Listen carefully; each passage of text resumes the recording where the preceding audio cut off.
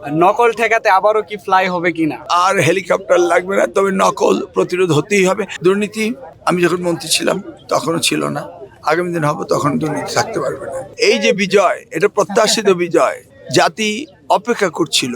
কিন্তু দেখুন, ষড়যন্ত্র কিন্তু থেমে থাকেনি।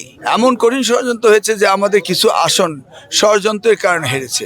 এই যে প্রবাসী ভোটগুলো করা হলো, সেখানে কি ক্যাম্পেইনিং ঠিক মতো হয়েছে? হয়নি।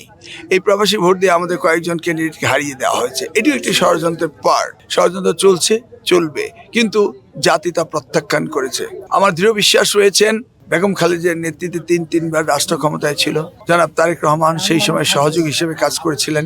আমরা দেখেছি উনি দূর থেকে এবং দেশের রাষ্ট্র পরিচালনা যেভাবে চলছে সেগুলি সব অবজারভেশন করেছেন এবং তিনি সুন্দরভাবে নতুন প্ল্যান নিয়ে, নতুন ভিশন নিয়ে তিনি দেশ গড়বেন। সেই জন্যই তিনি বলেছিলেন, আই হ্যাভ এ প্ল্যান।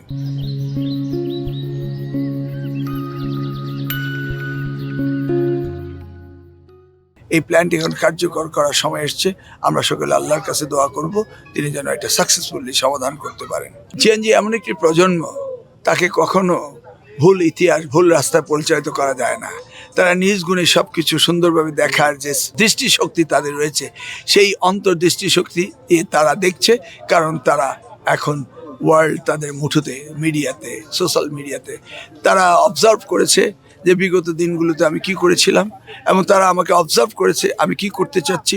তারা আমার কমিটমেন্ট দেখছে এবং তারা আমার চোখে মুখে যে উদ্দীপ্ত আলো, বাংলাদেশের শিক্ষা ব্যবস্থাকে পরিবর্তন করা যে প্রত্যয় নিয়ে আমি গত 17টি বছর এডুকেশন রিফর্ম ইনিশিয়েটিভ বলে একটি সংগঠন করেছি এবং এই শিক্ষা ব্যবস্থা পরিবর্তনের জন্য যে আমি পিএইচডি করেছি, সেগুলি তারা অবজার্ভ করেছে। তারা এটাও জানে যে কারিগরি শিক্ষায় এদেশের একটা বৈপ্লবিক কর্মসংস্থানের পরিবর্তন আসবে, রেমিটেন্সের পরিবর্তন আসবে। যেই বিষয়টি খোদ জনাব তারেক রহমানই আমাকে তত্ত্বাবধান করে সেই বিষয়ে গবেষণা করার জন্য পিএইচডিও করিয়েছিলেন। এগুলি তারা সব দেখছে, সেই কারণে তারা অত্যন্ত আশাবাদী যে বিষয়টিকে নিয়ে সবসময় কাজ করছে তাকে সেই বিষয়টির দায়িত্ব দেওয়া হোক। এটি তাদের ভাবনা, এটি তাদের আশা। তাদের আশা অত্যন্ত, আমি মনে করি, আল্লাহর রহমত হলে কার্যকর হবে। নকল ঠেকাতে আবারও কি ফ্লাই হবে কিনা আপনি শিক্ষা প্রতিমন্ত্রী হলে? আর হেলিকপ্টার লাগবে না, তবে নকল প্রতিরোধ হতেই হবে। মানে শিক্ষা ব্যবস্থায় কোনো দুর্নীতি থাকতে পারে না, থাকবে না। প্রশাসন হতে, শিক্ষা হতে, সব জায়গায় দুর্নীতি আমি যখন মন্ত্রী ছিলাম তখনও ছিল না, আগামী দিন হবে তখন দুর্নীতি থাকতে পারবে না। It's a zero tolerance. আর পরিবর্তন, ব্যাপক পরিবর্তন হবে, কারণ শিক্ষা ব্যবস্থা যেভাবে পিছিয়ে গিয়েছে সেখান থেকে যুগ উপযোগী অর্থাৎ গ্লোবাল ভিলেজে যে শিক্ষা রয়েছে সেটার কম্পিটিটিভনেস আমাদের আসতেই হবে।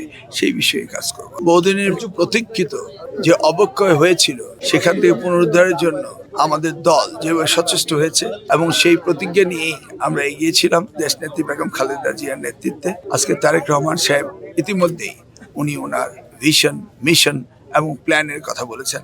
ওনার প্রত্যেকটি প্ল্যান কার্যকর করা হবে।